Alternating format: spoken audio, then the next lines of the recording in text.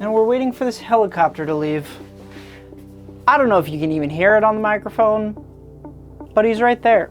Whenever I go see any movie, I go to enjoy myself. That's currently unrealistic. Maximum effort. I don't live close to an airport. So it's probably the FBI surveillance that's been going over my house for the last 3 days. I'm not into shady stuff. You are. So why are you looking at me like that? You're great. You are fantastic. Say that again? I didn't do anything wrong. Pinky promise. Delicious hot schmoes. They're called s'mores, Buzz. Right, of course. If you like Robert Pattinson, you might be intrigued to go watch the latest movie he's in, Mickey 17. But before you do, let's just do a little bit of a breakdown for you. Because I went and watched it. So now I can relay the correct information to you so you know what to think and what to feel either before or after you watch the movie. Who's ready for some memes? Okay? So we're going to talk about 3 things. We're going to talk about the pros of the movie, the good parts of the movie, what was breathtaking, if there is any. We're going to talk about the cons, aka maybe the bad stuff that happens in this movie, what's not so good, you know, the lows. And then we are going to talk about the bit that it falls in, so that way you know what kind of movie this is. Either before you watch the movie or after you watch the movie.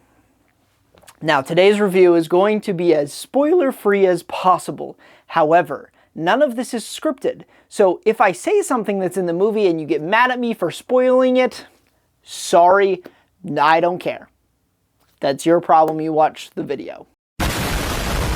So let's go ahead and start it off with a good thing, because I like to be positive about all the movies that I watch. I genuinely love watching movies. Movies are fun. They are fun to go watch. They are fun to enjoy. They are fun to hang out with your friends for. Like, they're just a good time. And going to a movie to have fun is always my goal. Whenever I go see any movie, I go to enjoy myself. One of the greatest parts of this movie, probably the best part of this movie, is the lead actor. Robert Pattinson is fantastic. Say that again? Holds nothing back, and he portrays a character extremely well. And what makes his performance really good in this film is the opportunity for him to portray more than one version of the same character. There's no such thing as a team. You live and die alone. The character Mickey, as seen in the trailers, is somebody who is able to be reprinted. His entire body, his memories and personality are then re-uploaded to this new printed body, and then they use this person to perform tasks, to run tests, so that way they can all survive on this ship and in these scenarios. You know how much I sacrificed? But over time, Mickey's personality does slightly change, just due to reasons that are unexplained. But we do see those subtle changes really, really well performed by Robert Pattinson every time that a new Mickey is showcased in the film. And that is fantastic. Say that again? Honestly, almost worth telling you to go see the movie just on that particular thing alone. He's just good. Robert Pattinson, you're great. You are... Don't try it. Fantastic. Say that again? Next, let's talk about one of the bad parts of the film. There is a major point of this film that some people may or may not like. No! There is a large majority of one of the characters who is portrayed as an extremist. And there are a lot of parallels of this character that can be tied to current day politics in America. The Senate will decide your fate. I am the Senate. And unfortunately, it can take you out of the film because of those reasons. So if you don't like politics or political ideals shoved in your face for one reason or another, this movie might not be for you. Come on, let's keep a little optimism. But to circle around to a positive, the way that this movie tells the story of this group of people is very satirical. So although it does have a lot of heavy-handed political themes, a lot of those themes are put together in a very satirical, slapstick comedy-esque way that genuinely made me laugh quite a lot at the film. Some of my friends who were at the film, those political themes kind of still took them out of the film, even through some of the satire and the slapstick comedy of it all. But it's not just 100% shoved in your face as a, you should believe this. It's more throwing satirical comedy at you with a heavy-handed political theme. Up to you whether you like that or not. Personally, it didn't really take me out of the story. My friends didn't like it because it took them out of the story. Now, back to another con of this film. The pacing. This movie has a weird pacing issue. The first half of the movie is strictly focused on Mickey and who he is, what he experiences, and the story that has evolved before the main act of this film. And it's great. That's where we get to see Robert Pattinson at his best in this film. That's where we get to see the side characters that do mean a lot to the Mickey character. Sweet.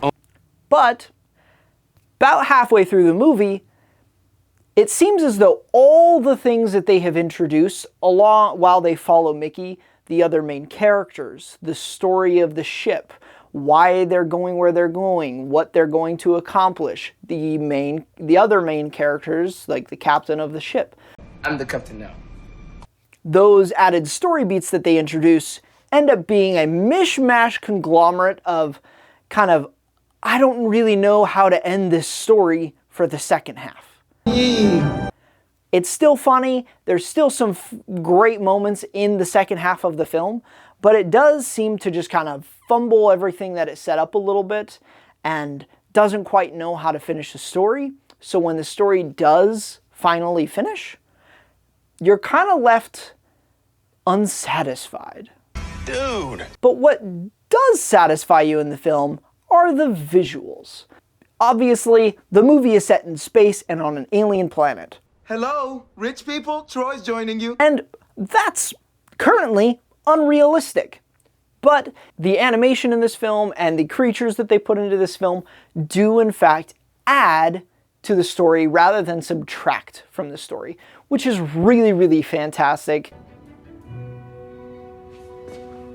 I really love it when a movie is able to accomplish that goal with the CGI and the animation that they put into the film. So those are kind of the main things that I want to portray to you as you may prepare to go see this movie, or as you have come from this movie and you just wanted somebody to help you break down and really figure out why you did or didn't like the movie.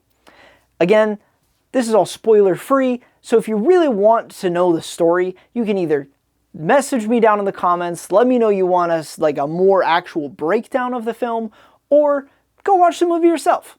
Honestly, if you go with a group of people just to have fun, I can almost guarantee you will have a good time. And if you don't, then you didn't listen to me, you didn't even try, and oh my goodness, you're supposed to do everything that I say. I know what's right. That is Mickey 17. So, for the last bit, let's put it into its category. Where in the world does it fall on the wonderful 7-bit scale?